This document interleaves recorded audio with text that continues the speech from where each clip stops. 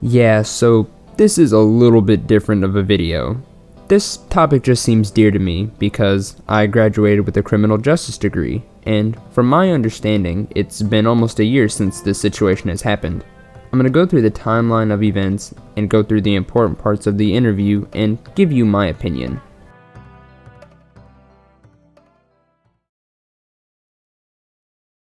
On October 21st, 2021, actors and crew members were on set in a small church, rehearsing a scene when the event had occurred. As Baldwin drew and cocked a weapon that was supposed to be empty, the gun went off. A live bullet, which should have not have been anywhere near the set, hit Hutchins with enough force to travel through her body and strike director Joel Souza, where it lodged in his shoulder. Although medics were quick to respond, Hutchins died. We see a clip that was taken from the lower camera. Alec Baldwin says he was trying to explain how he was going to draw when the bullet came out. Police and ambulances and even a helicopter came by. The police attempted to quickly get IDs and everyone in trying to understand what happened. About 2 hours later, Alec is brought into the interrogation room. Either of those chairs. I thought he was coming with you, so guess not. Alex, I'm one of the detectives on the case, and can we get you coffee or anything? Water, you guess? Okay. We'll be in here in just a minute, okay? Before being interviewed, Baldwin makes 2 phone calls, neither of which I will say with 100% certainty of who they are, but let's assume people very close to him.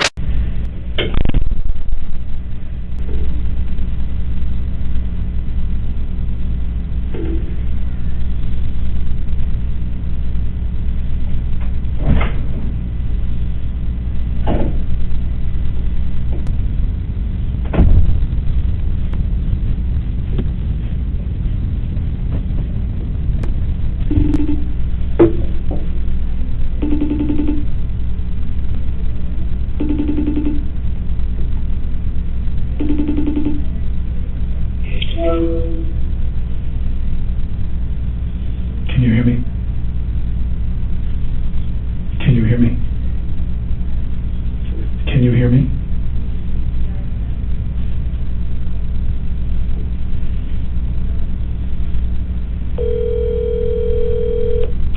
Hey.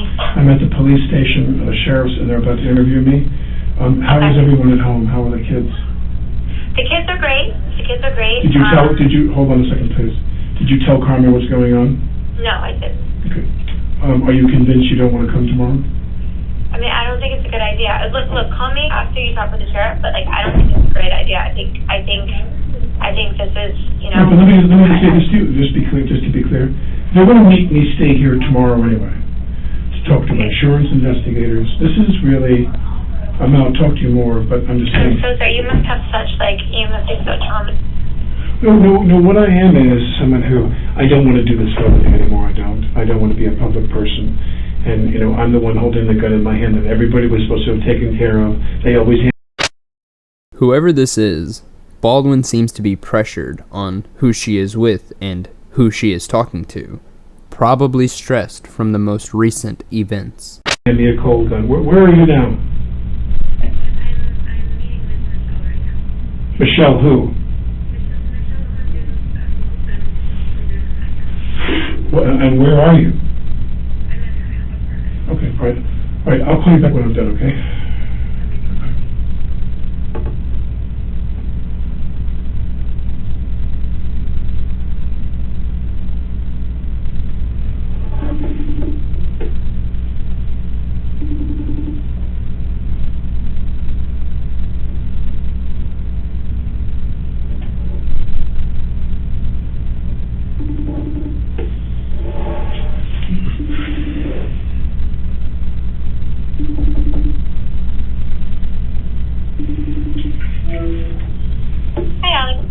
Where are the kids? They're sleeping. The boys are sleeping? Carmen's awake. Yeah, Carmen is still Did she tell you what's going on? Yeah. I'm trying to convince her to come. I think we should come. And just spend the time here, and they're going to do what they got to do with, and deal with what they got to deal with, and we shouldn't let it. We'll go ahead and we'll go. I won't work, and we'll go enjoy ourselves. It's all paid for, and they're not going to give us the money back. And we should be staying away from the vultures here. Are they outside? No, but I imagine they will be at some point. They're I going to think it's find a great out. idea. It's a great idea. You should come for that reason also. All right, I'll call Carmen on her iPad, okay? Okay, yeah, she's on her phone. I'm very sorry, Ashley. Oh, you have no idea. You have no idea how unbelievable this is and how strange this is. At this moment in time, it will be about another hour before Baldwin is allowed to leave the room. Let me remind you, at this time, he believes that Helena Hutchins is still alive. And I'll explain to you later. Sorry you're in this position. No, it's just... I hope that everyone's okay and that you're okay. I'll call you back. Thank you. Bye-bye.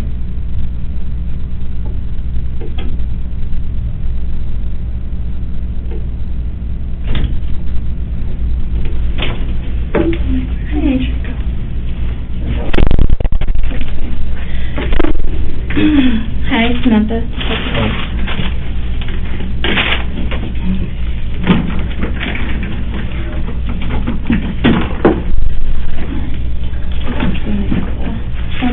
So, you know why you're here. For this incident that was unfortunate earlier.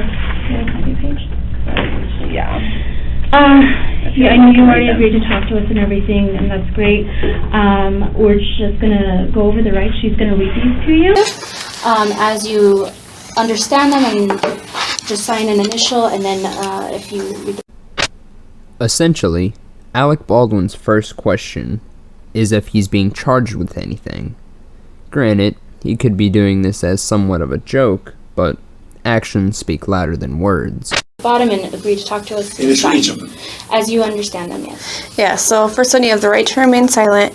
Anything you say may be used against you in court or other proceedings. You have the right to consult with an attorney before making any statement or answering any questions, and you may have him or her present with you during questioning. You may have an attorney appointed to you to represent you if you cannot afford one or otherwise obtain one.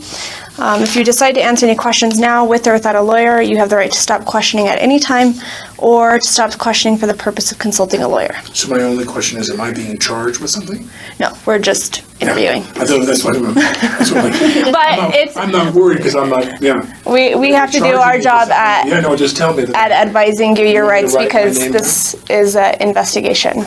Just a formality. You have to do it. You're here. I appreciate it. What is today? It is the 21st of October.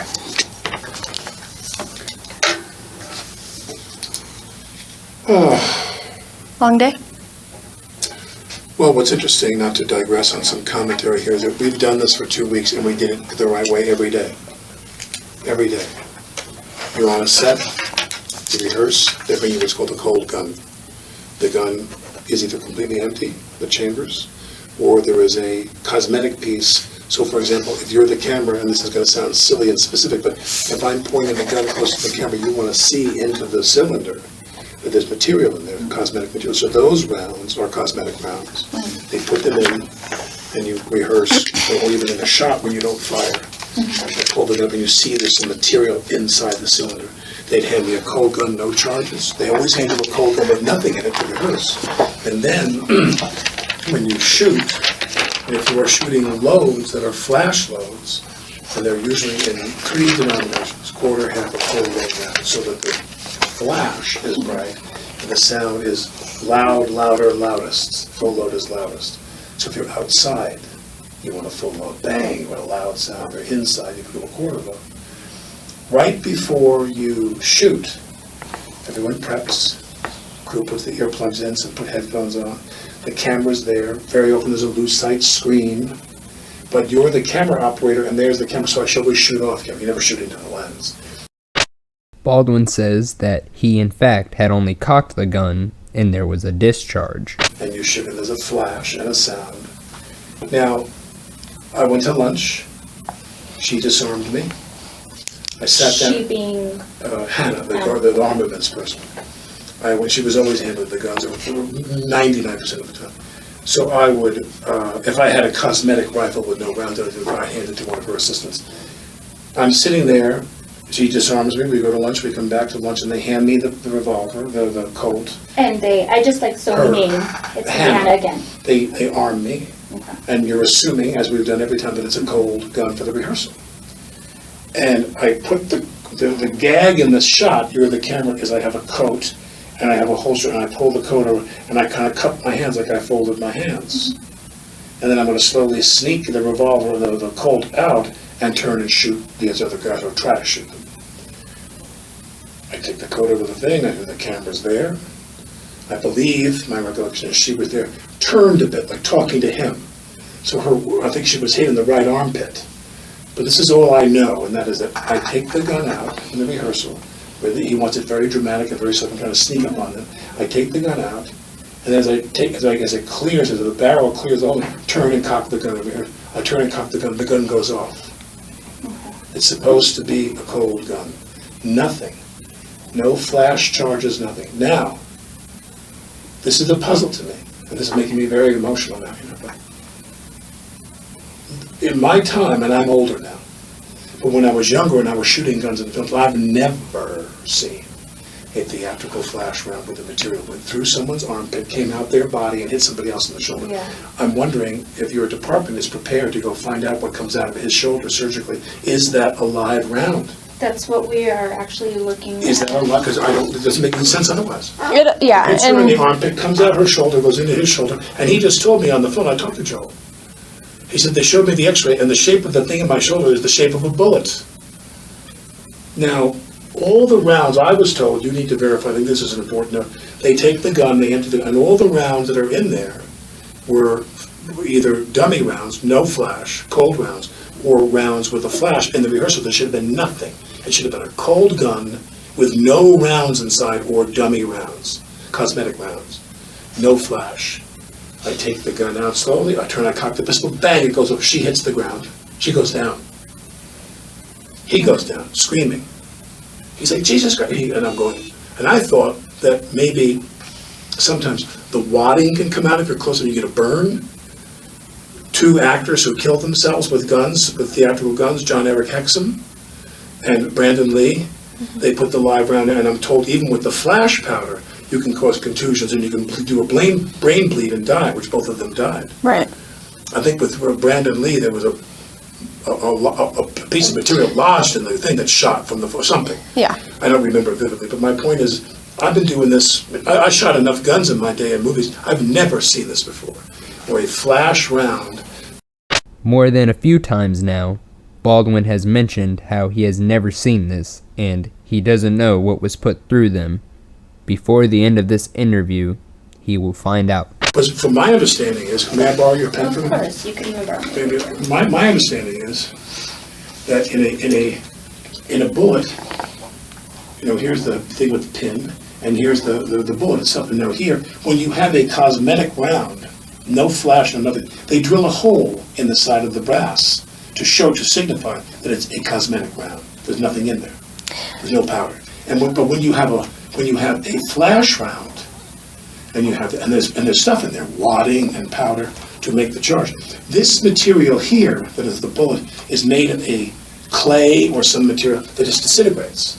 So what you have is bang, and you see the flash go bang, and you hear the sound, but nothing, there's no projectile. Mm-hmm. And what I'm curious about is what came out of that bullet that went through her body and into his shoulder. That's pretty powerful. I've never heard of it. Now, some people say you can lodge material in the barrel accidentally, a rock, something, that happens.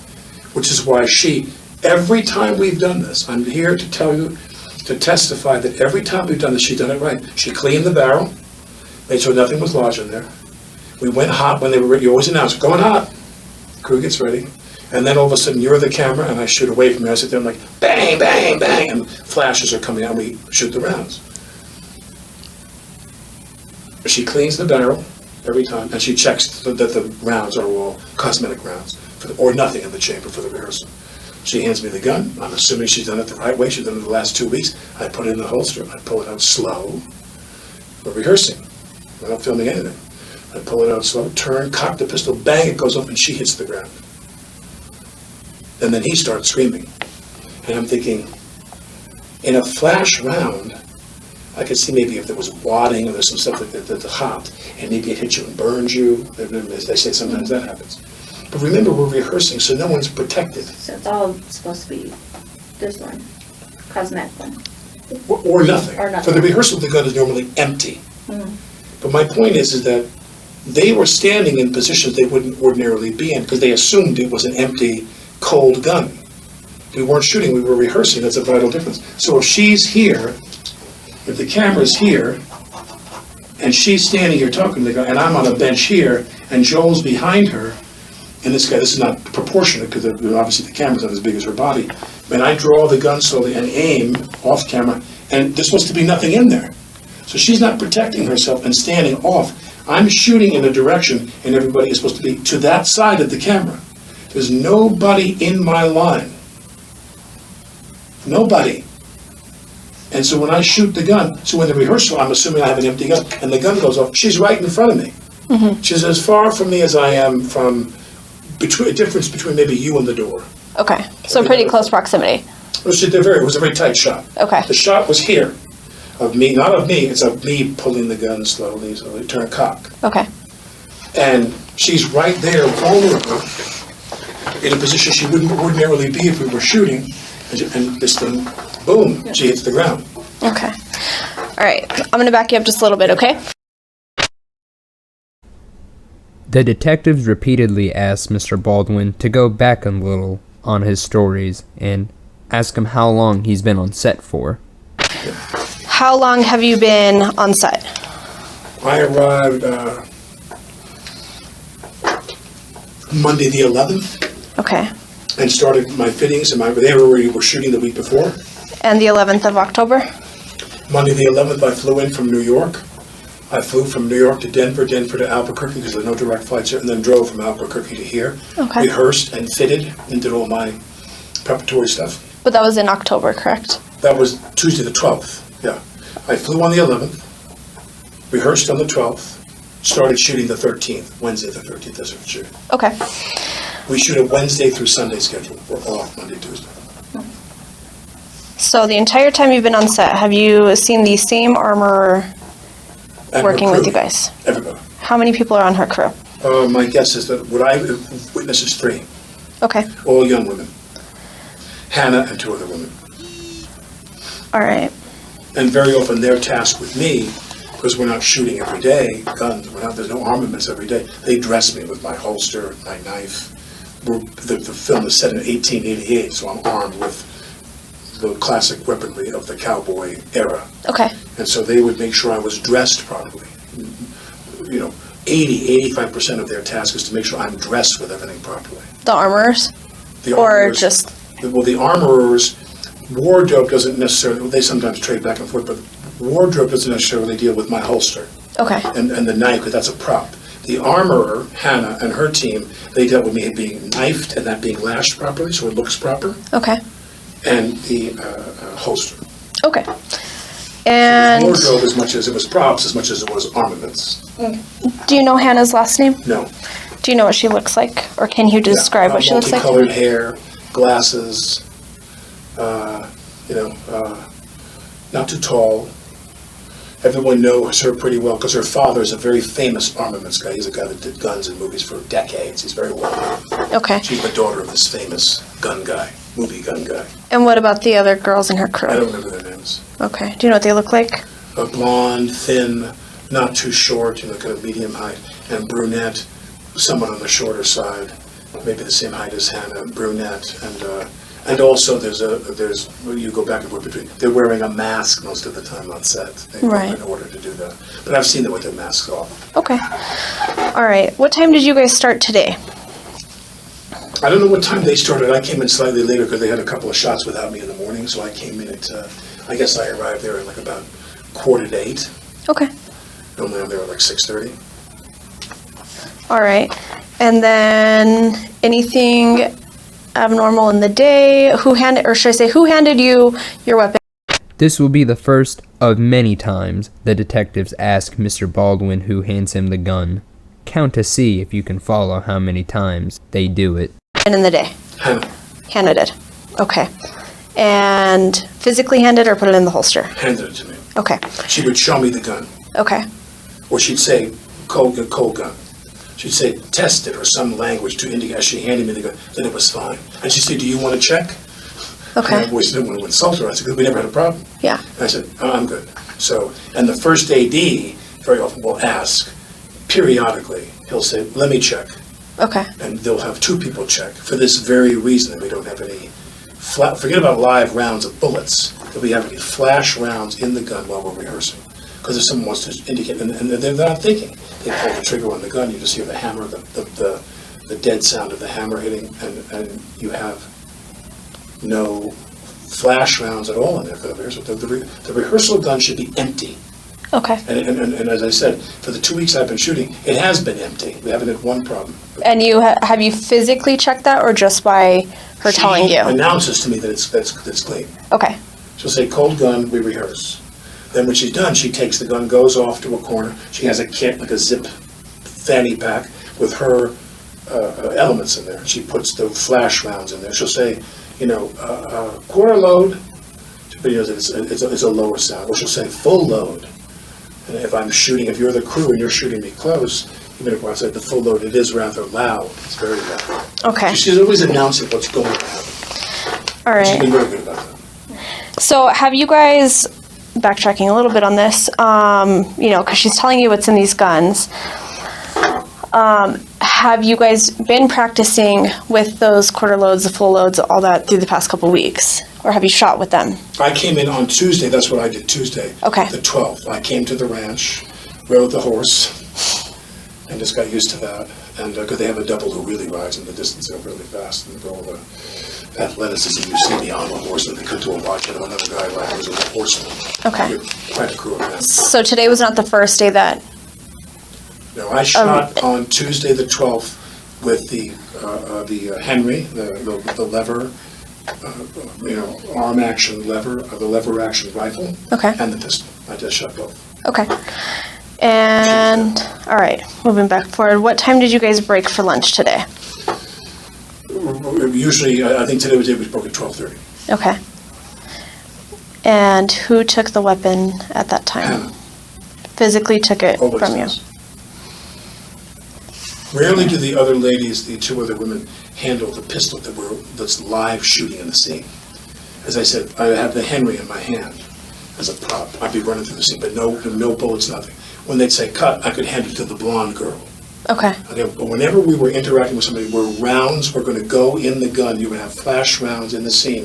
When we shot flash rounds, it was only Hannah. Okay. Only. With her fanny pack with the rounds in there, her equipment. Okay. Do you know what time you guys got back from lunch? My guess is 1:30 by the time we all get back to the setup. There's a base camp, and there's the set. So we go to the base camp for lunch, they always just drive back, get their wardrobe touched up, get their hair touched up and makeup, whatever we do, and then we're on set. We put about an hour before we go back on the set. Okay. And was Hannah the one to physically hand you the gun at that Yes. point? Okay. During the time that you had it, was it ever handed off to anybody else? No. Okay.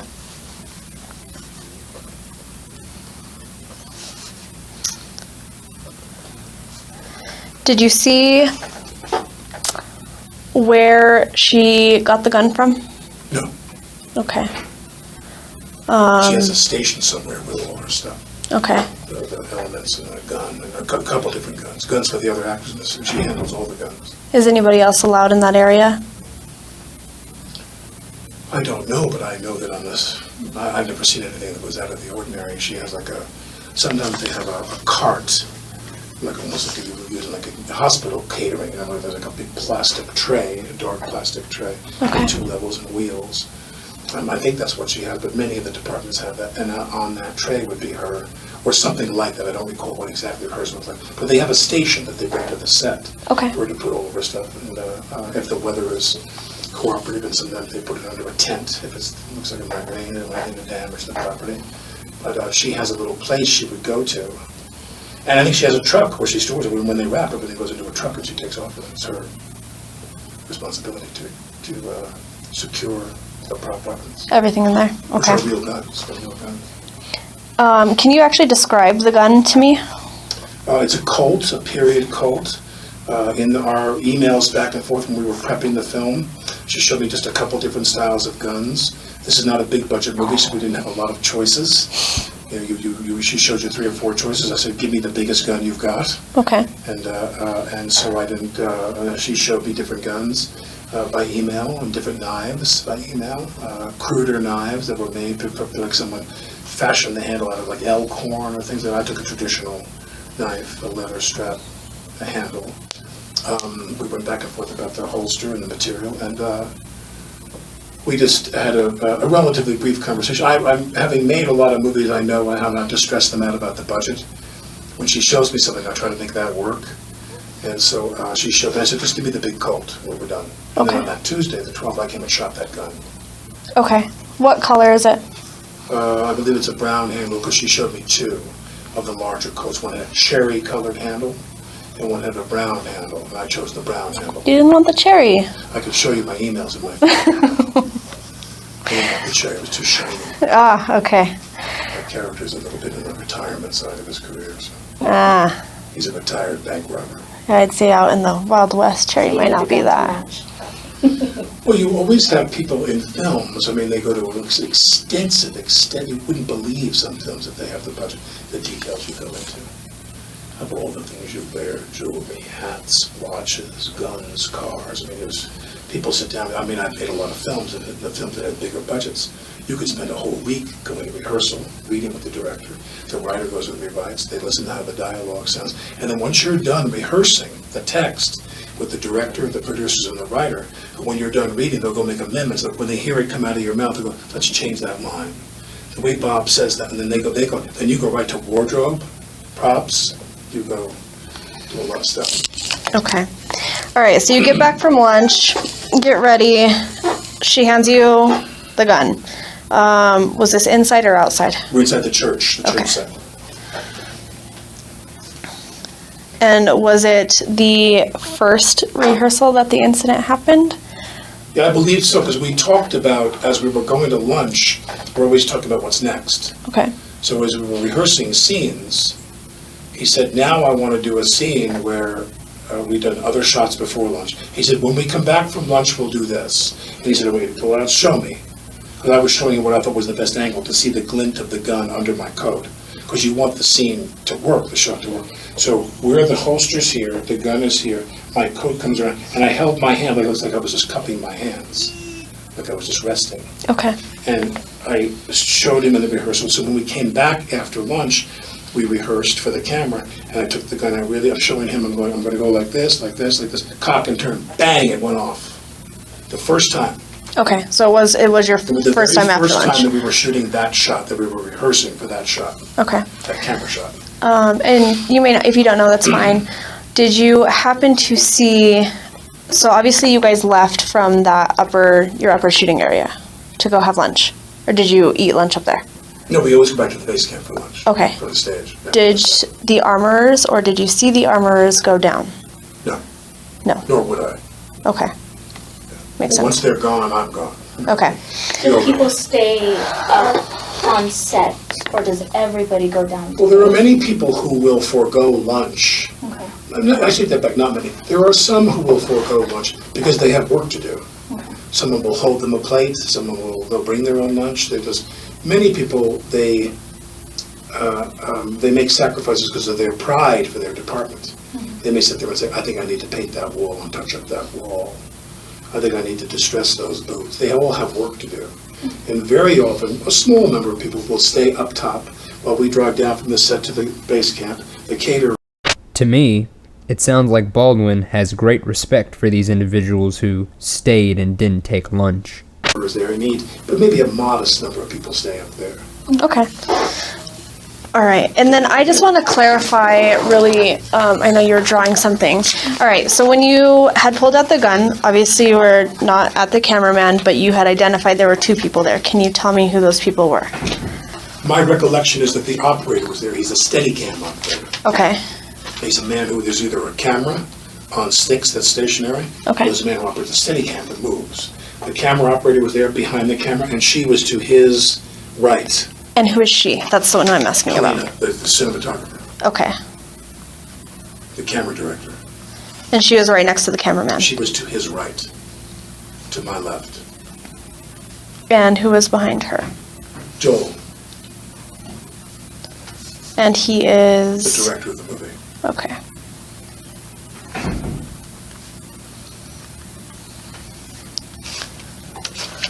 Can you recall who exactly was inside at the time No. of the incident? Or anyone else that you can? Halls, Okay. the first AD, he's in charge of the crew. The first assistant director is the man who's like the foreman of the set. He's in charge of all the grips, all the crew. Okay. Electric, cable. Do you know his name? Dave Halls. Okay, that's Dave. Got it. Dave Halls is always there. Helena, Joel, me, the operator, an assistant camera person, the script supervisor, a woman who sits in the corner in some strategic position to take notes on all the action of the take so you can match. If one day you're doing a scene, you sit there and go, what is your first name? Samantha. Samantha, you know, it's really important that you and I get together and talk about that case. You drank, when did you, she makes notes, so we match every take. That's called continuity. That woman who does continuity, she's always there watching. She was in the room. Okay. She's an older woman, like in her 60s, maybe with, like colored blonde hair, maybe, or brown hair. But I forget her name now, but so there's a group of people that are always there for every shot, even if you're in a kind of a cramped interior. This set of this church is not large, so then the rest of the crew's outside. In that side was a limited number of people, maybe 8, 9, I don't remember. Okay. I know that every time we do a shot, those people are always on the set. Camera, assistant camera, cinematographer, director, first AD, script. Okay. So not too many. Very few. Do you think that any part of this incident that occurred was intentional? I can only say this, which is, and it was, to me, to place a bullet and position a bullet that is a live round, to make sure that that bullet is in the chamber, if I were to squeeze the trigger in a rehearsal, that bullet came out, someone has to have extraordinary access to that weaponry to do that. I can't imagine somebody walked around with a round that was a .45 caliber round. So you see, other people on the set were speculating that if it was a .45 caliber round, she'd be dead. It would have blown a big hole in her. And so we're wondering, was the projectile that went in her some foreign material stuck, and it was an accident, it was a flash round, and something came out of the barrel? They didn't check. They always check. But to your experience with these armorers I've never and... heard anything like this in my life, ever. Okay. I've never heard of a projectile coming out of a prop gun that went through a person's body, and regardless of her being a smaller woman. The bullet went in here, I'm told, went in here, came out here, her shoulder or whatever, and went into his body and buried it. I've never heard of that in my life. I don't know of any projectile with a gun, in a flash prop gun, that could accomplish that. Now, if somebody put a live round in there accidentally, see, a very important question for Hannah is, have you ever commingled live rounds with theatrical rounds in your kit? Because they're forbidden to do that. Mm-hmm. According to, I think, the union rules and the safety rules for all the unions, you're not allowed to do that because of the fear of what would happen that you commingle. So, whether someone accidentally, and I can't even imagine this, deliberately placed a live round in that gun, I've never heard of that in my life, and I don't know anything about what happened. But all I know is when I see the other thing about this is, in a live round, you'd have a recoil usually. When I shot that gun and it went off, I didn't shoot it when it went off. I didn't intend for it for what happened to happen. When that happens is, I've always told, but because I'm not a gun person, I don't have a gun. They've always told me, they asked me to simulate the recoil.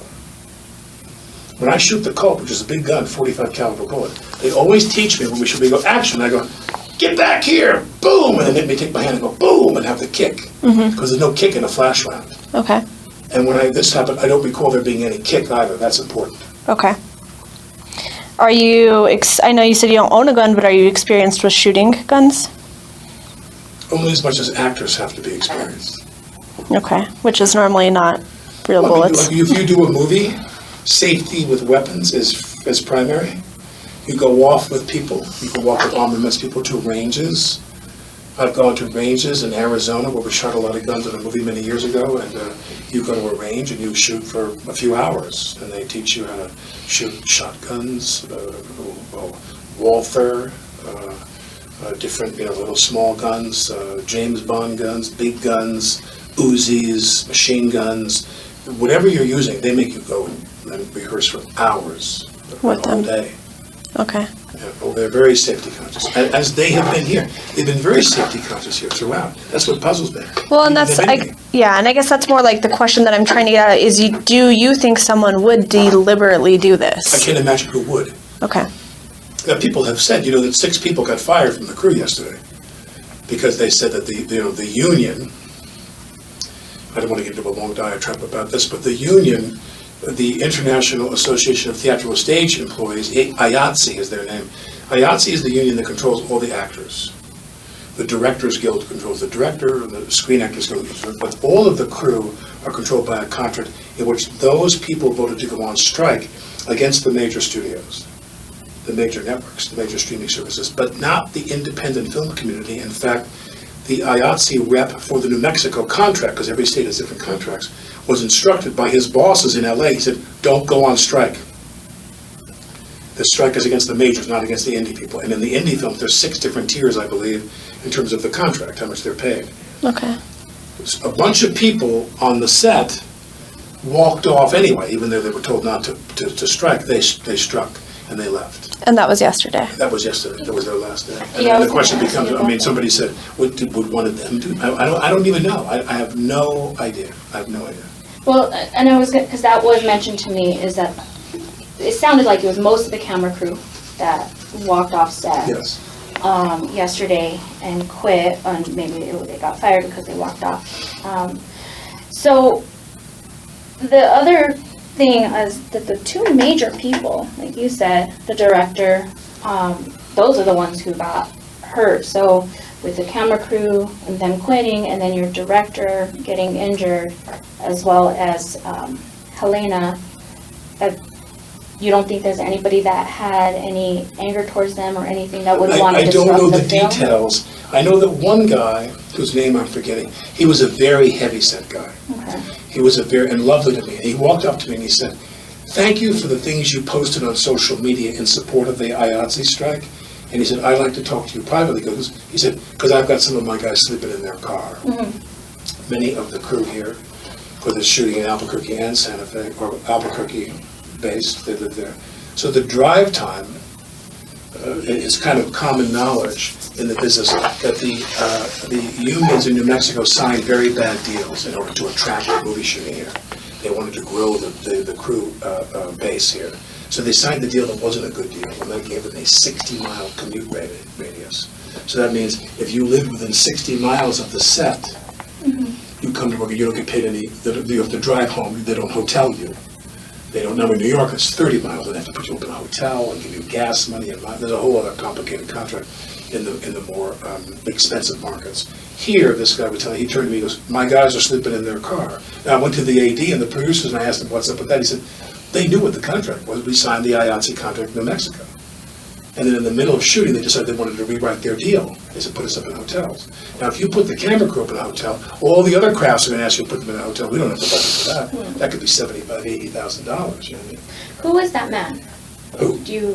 The one you said that. I forget his name. Okay. But anybody there can tell you who the big heavyset guy was, who was on the crew that quit yesterday. He didn't come to work today.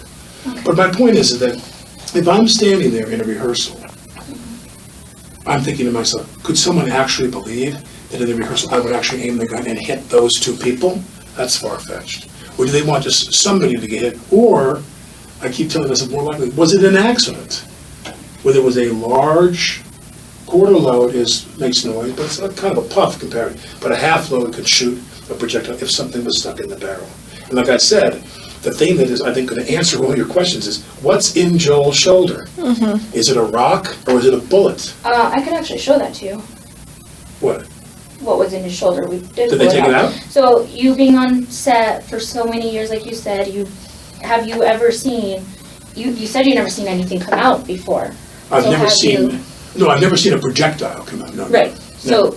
But do you know what the bullets look like? That would it have looked something like this if anything did ever come out of something. Does that make Okay, sense? no, okay. So, let's backtrack a little bit. Hold on. That's a bullet. That's a bullet. So as I suspected, somebody put a live round in the gun. If that's a bullet that was pulled out of his shoulder, then someone loaded a live round into the gun I was holding. So now, let me ask you, did you see the rounds that were in the gun? No. Have you seen, throughout the whole time on set, have you seen what they look like? I've watched her load and reload the gun many times, many times. Have you seen the bullets themselves? Well, meaning yes, meaning you see sometimes the head is the casing and the head is a pinched, it almost looks like a dumpling. It's closed at the top, there is no piece. And you put the cosmetic round in when you know you're gonna see. If I hold the gun, if I say to you, what is your first name again? Alex. If I say to you, Alex, don't you move a muscle, darling, I'm gonna blow you. And the camera shoots me, you wanna see the material in the cylinder, the cosmetic, clay-based, non-bullet round. So can you describe to me what those clay-based rounds look like? They look like a bullet. What colors? They're gray, they look exactly like a bullet. Brass head and a brass base, packed with something, I'm assuming, and then the head looked like a bullet. So cosmetically, you see that in the cylinder. The other rounds you shoot have it's the base with the pin. This comes up, and this comes up, and it's a round like this. And if you look at the top, if you're looking down at the bullet, with the not the pin down here, the top of it, if you look at it, it's folded in almost like a. Yeah, it's like a. Yeah, like a dumpling. Like a pinched It's type. Exactly, it's like a folded up thing, and the char, and all that does is goes, boom. So if There's no projectile there. if I showed you a couple rounds, would you be able to tell me if they're the ones that look like they were on set? Probably, I think I could probably tell you which were the rounds that were put in cosmetic, Okay. and which were the rounds that were the flash rounds. All right. Give me just a Forgive me, second. because I'm very upset right now. I know. But if you don't mind me saying so, please don't forgive my weirdness. That's what came out of your shoulder.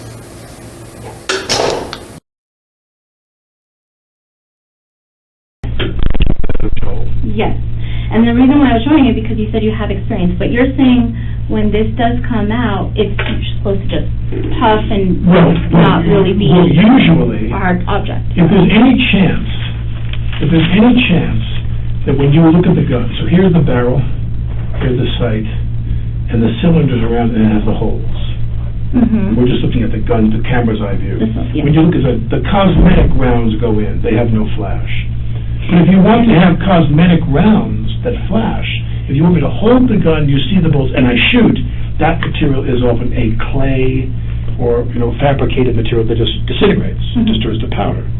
And the round that you put that you don't see, you're not seeing down the barrel, you're shooting, those are the flash rounds, which have the top that looks like it's like folded kind of things like this, where it looks like someone's packed it and closed it. But specifically today was supposed to be either empty or the ones that don't even make anything.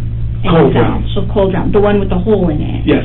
And it's not supposed to puff up or powder off, like you said. Nothing. Halls told me that when he checked the rounds with her, they had the holes in them.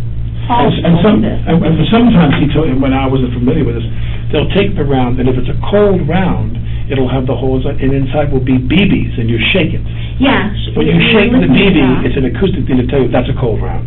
Okay, and that's what... Inside this base is stuff that rattles, little BBs that rattle. So you pick your gun, that's a cold round that goes in the gun. Okay, and that's what you were supposed to have today. I was supposed to have an empty gun. Empty? Or when we shot, for the rehearsal, empty. And then when we shot, the flash rounds and everybody preps, and then she says, "Hot gun." She announces it, and the crew gets ready. But you didn't even get to that part. I rehearsed with a hot gun.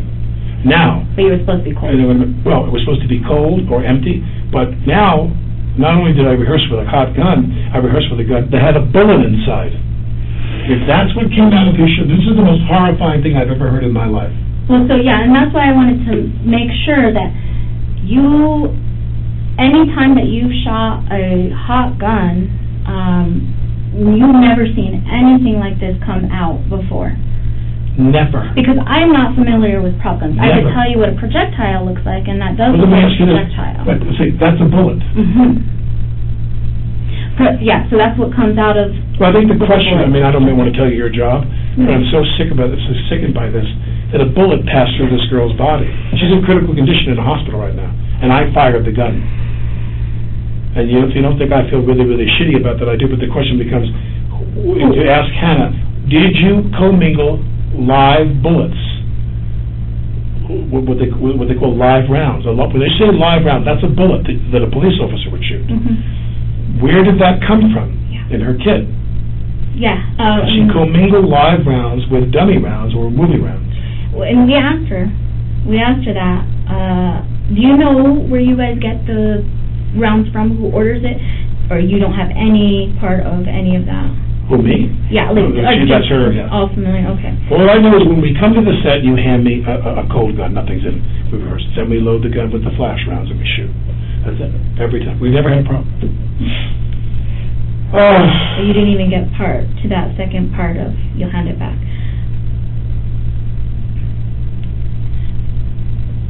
I do want to ask you about Dave Hall. I understand sometimes she'll hand the gun off to Dave Hall and then he'll hand it to you. Did that happen at this incident? No. I don't recall them ever doing it. It was Hannah handing I it. never recall. I recall that when we would stop the scene, if we finished a scene, Halls is someone who is assumed by his position to be authorized to do nearly everything. So if I was doing a scene with you and we finished the scene, we finished your angle and we were going to turn around and shoot my angle, when they say turning around, that means it's time to go to the bathroom, go get a bottle of water, go get a coffee, go smoke a cigarette. We have a break. And if I was going to go to the bathroom, I'd hand Halls the gun to give to her. I would only hand it to her, or if she wasn't around, if she was away because she'd be at the shop, they clearly hand Halls the gun, say give it to her. Give this to Hannah. So sometimes you would hand the gun to Hall, but you never, he never handed the gun to you. No. Okay. No, never. So you would hand it to him. I'd pass it off to him if she was not on site, and I was going to run to use the bathroom, I was going to buy it. That's very typical. Halls is empowered and authorized to hand him the weapon. He's the only other person to hand the weapon after we were done. Whether it was a cold gun with no things or flash rounds, I'd say hot gun, hand it to him. Well, usually not, because usually it was a hot gun. If it was a hot gun we were going to shoot, she'd be right nearby. If I hit, because other times we have rubber guns, fake guns. And specifically, right before this incident, Hannah handed you the gun and said cold. It wasn't Dave. I don't recall. No, Hannah handed me the gun. Okay, it wasn't anybody else but Hannah. No, Hannah handed me the gun. And she specifically said. I believe she said cold. I don't recall exactly. Where? So this is I'm not that great of a drawer, but this is the church. This is the front where the You enter here. Yeah. Cross is. Where did she hand the gun to you? Inside while you were yes, because I was seated. You were. In other words, this is a scene in the church where you come in and there's a lot of disarray. There's benches tipped over, and here was one bench that was upright and sturdy. Some of the other benches are prop benches, so they can smash easily with explosives.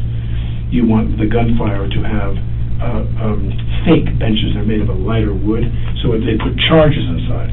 So when you shoot, cinematically, when a guy's shooting a gun and you turn around and see what he's shooting at, you're going to see charges that are buried inside. They put a little material around, you're going to see boom, boom, boom, these flash. That is a prop bench. There were prop benches around that they were eventually going to put, today we're going to put squibs in to have them blow up, and this was a real bench, a heavy, because if you sat on the prop bench it would break. This was a live bench, and I sat here, and the camera was here, and she was here, and Joel was here. She being Helena. Baldwin will now bring up unnecessary details about the case, talking about prop benches and whatnot. Helena. Okay, and... I'm here, on the bench, sitting. I'm right here to the right. I'm all the way to one side. They wanted me to go all the way to that side. And the camera guy was here. He's behind. Hannah was here. Joel was here. Where the other people, I believe that the script woman is always in that corner so she can see the action. And when I shot the gun away from the cameraman, I would never aim the gun at the camera.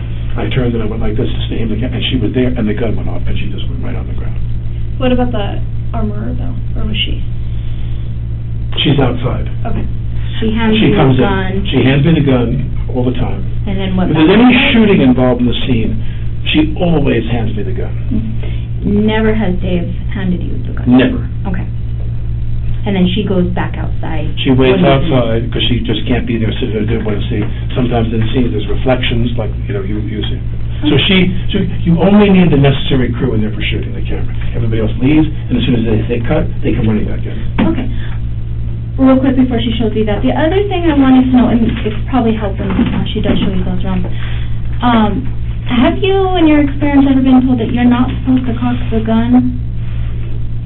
No. No, you're okay He wanted to. me. He wanted me to cock the gun in the Okay. scene. Okay. He wanted that as part of the scene. He said, "I'm going to take the gun out, turn, and cock it into to the right, my left, to their right of the lens." In other words, if I'm sitting here and you're the camera, we don't talk about my left. We talk about camera right. Camera right. We only talk about the camera. Camera right is my left. So if I'll say to you, "Where do you want me to aim the gun?" They'll say, "Camera right." So I'll aim the gun to my left. Okay. So I always aim the gun away, but she was there. And in the rehearsal, he wanted me to pull out the gun and cock the gun. And if you're assuming you have a cold gun, there's no problem. Right. And again, a cold gun I'd had, every time we've used guns in this film the last 2 weeks, we never had one problem. Never. Never. Okay. And I don't, maybe we've discussed this when I was going, after the gun was shot, who did you hand the gun to? I don't remember. Okay. I don't remember. I made everybody freaked out. Yeah. Makes sense. Okay. It was one of those two people, Halls.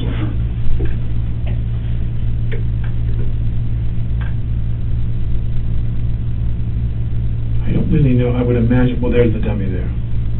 So that's probably a dummy round. And there's no drill in this. That might be a flash round.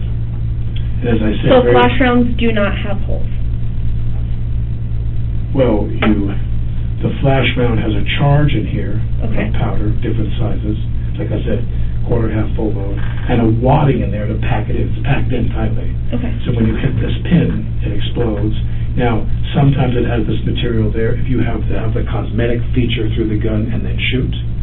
But often it has, there's the BBs in there. This is a dummy round. No dummy here, but there's that. My point is that very often when you give me, when she's loaded the gun with rounds for us to go hot and flash and shoot, they've had that creased, folded head. The dumpling head, as we say. Okay. They've almost never looked like this for the flash. Only when the camera sees inside the cylinder do you put those in there. But those are both dummy rounds. That's a dummy To your- round. That's a dummy round. That's what they taught me. Yeah. I'm not an expert. I don't know. Somebody yell on the I'm sure you line. have more experience with dummy rounds than we do. I doubt that. I'm sure I always say to my wife, I think I should get a gun. I'm getting a little nervous about the word. My wife was like, no gun with my house. I got 6 kids. I'm 63 years old, and I have an 8-year-old, a 6-year-old, a 5-year-old, a 3-year-old, a 1-year-old, and an 8-month-old that we had as a surrogate. Oh my my daughter. gosh. I'm 63 years old, and we had 6 kids in 7 years. So my wife she was born in the U.S. but raised in Spain. She's like, Alec, we will not be having any guns in the house. No. But Okay. I believe that's a dummy round. So you called this a flash round, right? No. Flash round means there's a charge in there. No charge in there, if you hear that sound. Okay. No charge in there, if you see that. So what happens So I when was you shoot told. these? Or to what you? You put them in there cosmetically with nothing in them so that through the cylinder you can see that. Okay. You can see in the cylinder whether the cylinder is empty, Or and they look bad, continuity-wise, or that there's a round in there. So they put a cosmetic round in the chamber. They load the gun, close it, and then I hold the gun. You see the things in there. A flash round would be like what crimped is the word, the Yeah. crimped round with a charge inside, and that one shoots, and there's no projectile. I'm really challenged whether they ever see. I doubt. Sometimes they have these where you can do both, but that's the clay material. But usually, 99% of the time when we shot a flash round, it was the crimped thing, and you don't see inside the cylinder. Okay. So you're the camera, and I'm not pointing where you can see it. I'm off a little bit, and all you see is the flash. Do you know what would happen if you shot one of these? Have you ever had experience with that? Nothing. Nothing happens with them? There's no charge in them. Okay. This Did you indicates. see the bottoms? Right, well, sometimes they have the pin to create something. I'm just saying, when I look at this, when I go like this, now, by the way, there could be a charge in there. And that charge and those BBs could come out. I don't know. I don't know enough about it to know whether this rattling indicates that it's an empty, a cold round. That's obviously a cold round, because that's where the gunpowder would be in here. Mm-hmm. That's a cold round. This, I'm assuming, is a cold round, because they go like this to tell themselves it's a cold round. I believe, please don't take my word for it, Just in your experience. I'm a father of 6 children, pretty much. That's all I do these days. My experience is those are both cold rounds. Okay. And I was told by Halls that when they took the gun away and looked at them, every round inside the gun was a cold round, except the one round was not only a hot round, it was a live round, it was a bullet. If you're telling me that that's what came out of his shoulder, there's something really, really scary going on here. Well, and I think that's what she was Something trying really to bad. ask, is if any time, well, you said these are cold ones, but the ones that are not cold, the quarter, Right.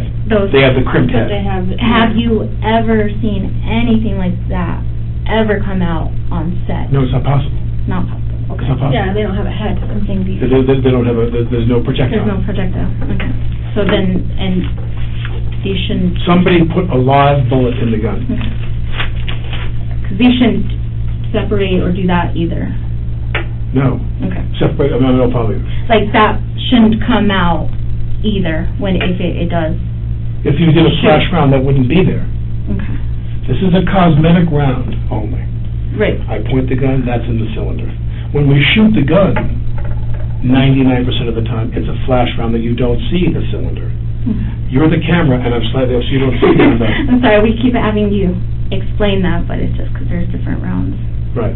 I'm saying this is a cosmetic round, to my knowledge. And if there is, another question for you is there a cosmetic round, is there a flash round that has the head, which I believe they have, where you could shoot into the gun? Meaning, if the director wants you to aim the gun at the camera, they put a lucite screen up there, and I shoot the gun at you, you can see the bullets inside there, or they can go to do that with a computer. But if I put the thing toward you and then shoot, they'll have a round that has this on there that'll explode. But again, I've been told that is a clay material or something that just dissolves on explosion. No projectile comes out. On a flash round, it blows up, that you shoot on camera, quarter, half, full. There is no projectile unless some material is stuck in the barrel of the gun. Okay. And I thought for sure what happened was, did they not check there was a stone or whatever? Now again, I am speechless. We're here shooting, everything was going fine. Joel is my friend. I'm one of the producers on this movie. We've developed this movie together for 3 years. I left my wife and 6 kids in New York to come here for a month to shoot this movie, and I'm the one that shot the gun today that had a live bullet go through that woman's body and into his body. And I need to know, how did that happen? Where did that bullet come from? There are no live rounds in her kit, I'm told. Everybody is sitting around waiting for me to come here with all the sheriffs and all the people that were there, waiting for us to get ready to come and do this with you.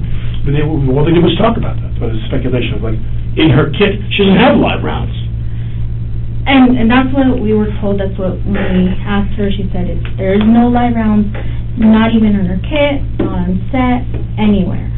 So, For that very reason. we want to know the same question too. Yeah, how, if there's not supposed to be any live rounds on set, Then it comes how down to and who? possible manufacturer defect. before that. That a cosmetic round shot this projectile through them? Is that possible? Did you find out? I don't know. It's possible. Oh, it is. They told you that mechanically if that's possible. Yes. I've So heard. sometimes there is a charge in the end of not intentionally, but A mistake.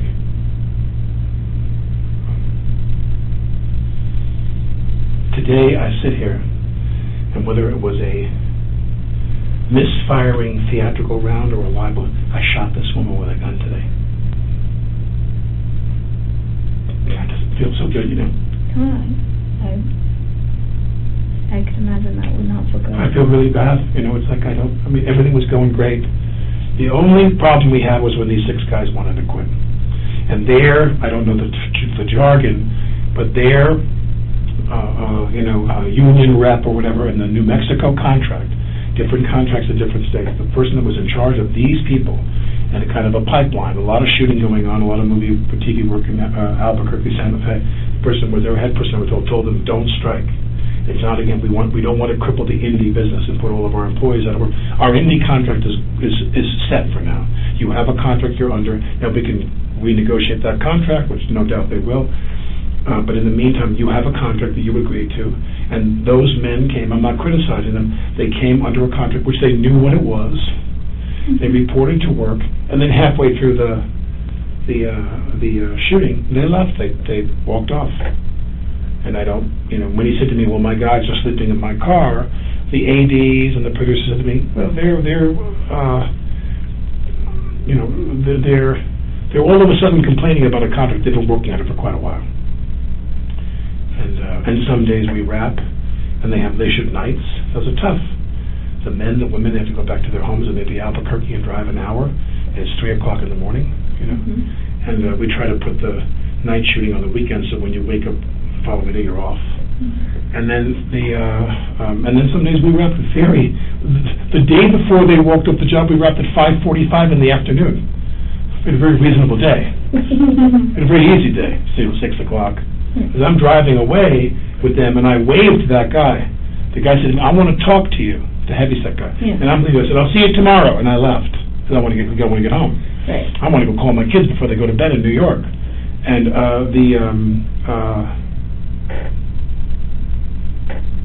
yesterday when I was driving, when I saw him, the sun was still out. We didn't shoot a day like we usually shoot till we lose the light. Mm-hmm. That's why we're here, to shoot New Mexico. Yeah. New Mexico is the star of the scenery. movie. Yeah. Okay. So do you, in your opinion, feel that this could have been an accident? Or do you... I want to believe that, let me ask you this, because I don't know anything about this, because it was such mayhem when this happened. Mm-hmm. Everybody was sick that this happened, because we didn't know, no one imagined, everyone thought she was hit by wadding or got burned.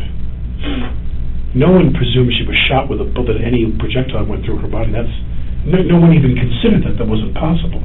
So the question is, the cartridge that came out, the cartridge is when the gun that they fired. Have you got that? No. So we have to send that, we don't analyze that stuff, we collect it, but then we send it to lab. It was collected. You have It will be. Right. That's all I'm saying, is that to me, I'm wondering, what was that? What was in that? They're measuring, I don't know anything about that. What are they, ballistics? How can they measure what was in that? Mm-hmm. How much of it? And that'll all be done at the lab. Yeah. I don't know. All I knew was the gun went off, she hit the floor, he hit the floor, he started screaming. He was in a lot of pain. She went into shock. She didn't talk. Right. Her eyes are rolling back in her head. And blah, blah, blah. And bad. And everybody starts getting really, and then they start doing CPR, and everybody gets really panicky. And then people start wondering, what did something, we assumed because the wadding can burn you, there's material that can come out under that, very rarely, that could burn you. But remember, that often doesn't happen because there's always a cold gun on the rehearsal. By the time you leave, if the wadding comes out and it hits somebody, they're 20 feet away from you in a gunfight, the crew is away. You're not shooting anybody near the crew. And my point is that when she went down, I thought, what was stuck? We all said the same thing. What was stuck in the barrel? Was something left. They didn't clean the barrel, which they always do, always. And was there a rock or something that went through her body? I didn't know about it passing through her body. I know she was hit. I didn't know where, and I don't know to what extent. But we all presumed as we're sitting outside, bullshitting for the last 2 hours while this went on, the aftermath, we assumed something was lodged in the barrel, was a projectile that went into her body. Now, when you tell me that's what came out of Joel's shoulder, that's a faulty round, which I've never heard of that before. Okay. Never. I've never heard of a theatrical flash round that was loaded into a gun that had a projectile that misfired, and that projectile came out that was a lethal round. Normally, if you're going to have a round that has this on it, it's the material that disintegrates when you fire the gun. Because if you take a flash round with gunpowder in it, whether it's a quarter, half, or full load, and you put a real bullet on, that's called a bullet. That's not a movie bullet. That's a bullet. Yeah. How did that happen? I mean, I'm the person that fired the gun. I'm dying to find out how that happened. How did that bullet that caused it end up in her kit? And again, we're not going to know if it was manufacturer issues or someone did bring a live round until it's been tested and we look at the whole casing and projectile of it. So is there anybody on set that you would think want to cause a disturbance in the filming or have any issues with anybody on set, minus what happened, if you don't think... No, in the movie business, there are always some whiny people. Okay.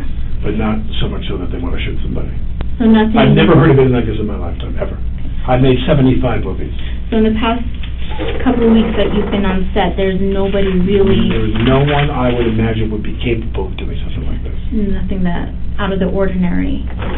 But again, I think it's a critical point to me, which is, if this is a flash round, if there's a flash round, and you have a piece here, this piece has to be a certain type, in other words, if you wanted, I've told you before, if you want the shot to go off, and see that the cylinder cosmetically has a round in there, this is not the thing that was in Joel's shoulder. But, and then I want to come back to this. You said that when the gun went off, you experienced no kick. Yeah, there was no recoil. There was no recoil, that I remember. Okay. I mean, literally I'm holding the gun, and literally slowly pull, turn, cock, bang, and as soon as I cock it, bang! And I jump, I mean, you obviously, that's the last thing you think is going to happen. Mm-hmm. Everything has been done. Every breath we take is to obviate that possibility. And the gun went off, and all I can think of, as I keep saying, is that I've never heard of a flash round that had a bullet on top, that had a projectile similar to what came out of Joel's shoulder. I've never heard of that in my life, ever. Never. Flash rounds normally have the crimping. If there's a head on there, it's made of a special material. And in this scene, you were to look down the barrel of the gun and shoot. You have to ask them that, by the way. You have to ask, well, both of them are in the hospital now. But was it their intention? Because when I was given the gun, I'm assuming it's a cold gun with nothing in it. When it goes to time to shoot, are they going to see in the barrel that there's a gun there? Very often what they'll do is they'll have you put the cosmetic rounds in. I'll draw the gun up, I'll aim it, they cut. And cinematically they'll cut to the other guy going like this. Then they'll cut back to me with the flash round with no projectile. But all I'm saying to you is a theatrical round, a flash round with a bullet head. I've never heard of that in my life, ever. Never. But that's a bullet. Less of a charge, but that's a bullet. I don't know what to say. I've never heard of this in my life. What's your date of birth, Alex? April 3rd, 1958. Do we have, is there someone that we can contact if we have other questions for you? My assistant's name is Jonah. Jonah, Jonah. His last name is Foxman. They told me that you wanted this correct. Jonah,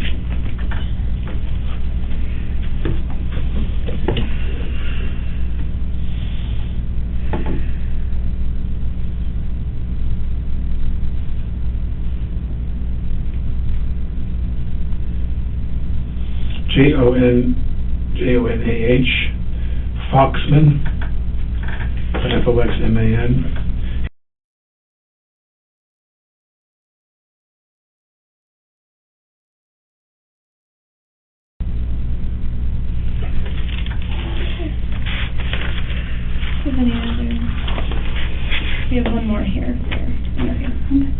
What do you want me to do? You can go wherever. Well, let me ask you this. Originally, and this is a very complicated, I mean, modest compared to what happened to them, but my wife and my whole family was scheduled. And on Saturday, my daughter was going to be in the movie. They had a little part for my daughter. The 8-year-old. Oh, She was so excited to go. And now the question is, Joel's not going to go back to work for a while. Right. I doubt he'll be back to work in a week or two, at that. Who knows what they're going to do, but they're going to get the shit suit out of them. I think his was a shoulder. He might, I don't know, it's up to him how he feels and stuff on But I'm sure that there are so many insurance issues for them. There's going to probably be a halt on They're in a lot of it. trouble, insurance-wise and civil action-wise. All I'm saying is I told them I would stay here tomorrow. My family's not going to come now. Okay. I begged them to come in. My wife wants to cancel the trip. She thinks it's just a weird energy. I told the producers that I would stay tomorrow in case anybody else, their insurance investigators, anybody, their lawyers wanted to talk to me. I'll make myself. And then Saturday, I was going to fly home to New York and just wait for them to tell me what to do. Did you need me to stay here beyond Saturday? I will do whatever you tell me to do. Okay, so I think, what we need to do, we're going to go and process the scene. If there's anything else that comes up, and that we need to contact you, you said you'll be here till Saturday? Or you want to fly? Oh, no, as of now, I'm going to stay tomorrow to make myself available to the insurance investigators and their production's attorneys. Yeah. To make myself available. They've told me they're not sure they need to talk to me. I'm going to stay tomorrow and get on a plane Saturday to go home. And God knows when we're going to come back. It might be months. Okay. So we can contact you. Yes, as long as we have this number and he's not going to change it. What I'm trying to say is that I'm going to leave on Saturday unless you tell me not to. You're okay. If you tell me to come back in, I'm going to do whatever you tell me to do. But my wife wanted me to come home. Yeah, so as long as we have a way of contacting you is what we need to do to get a hold of you, okay? But I think you, unless tomorrow you hear something different from us, because right now we'll interview talk to you again tomorrow, I'll come here right away. Okay, yes. Tell me what you want. What's your work cell? 490. Or your office, sorry. That one I don't know. I don't use it. 986. Well, So 2850, 490, 2850 is his work cell. I'll just put. So the two of you are not best friends and you go bowling together and go to the movies together now? Yeah. Yeah. Very close and very That's it. So this is my card. I put her name on the back of that one, but my office is How do you prefer to first be one. contacted? Office? Oh, let me put because mine's a different, What's size? yeah, I don't, my desk phone has issues, so I use my work cell phone all the time. And that's usually the best way to get a Extra true. And then if I'm not at my desk either. If I don't hear from you otherwise, I mean, I'll come in tomorrow if you prefer, but if I don't hear from you otherwise, as of now, I intend to go home on Saturday. So yeah, and that's fine, because right now, we still have other interviews to do. We gotta go to the scene, process it. The processing at the lab might take longer, so you might even not hear from, if There's you 2 do. years backlogged right now. So, our investigations Me go long. remotely. If it comes to it, Just tell me we what will to do. figure it out at that point. But right As of now, my now, wife wants me to come home. as of right now, you better listen to your wife and go home. Okay. Are we ready for? This is an important moment. Seconds before now, Baldwin will find out information that will probably forever change his life.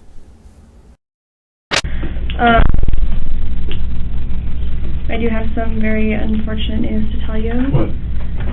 She didn't make it. No. Yeah. So Joel's still at the hospital, but the other person involved didn't make it.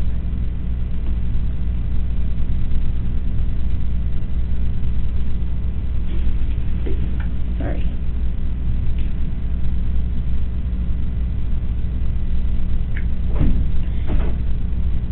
I just didn't want you to hear it outside of here.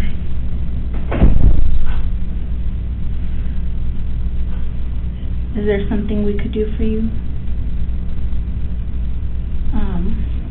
Is that Jonah in there? What? Jonah, the one back there?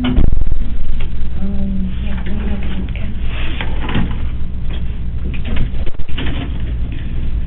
Okay. Would you want Jonah in here with you? What do you wanna do? Do you wanna make a call? You can sit. We should go. Are you guys needing a ride? Or are you comfortable? I think they've got their baby. Are you comfortable driving though? I wanna go call my wife. Of course, we could even give you privacy. No, we're gonna go. Okay. The Yeah. opinions, we're gonna go. No, that's fine. Can I get you more water or anything? Do you want to give you guys a few minutes in here? I wanna go call my wife.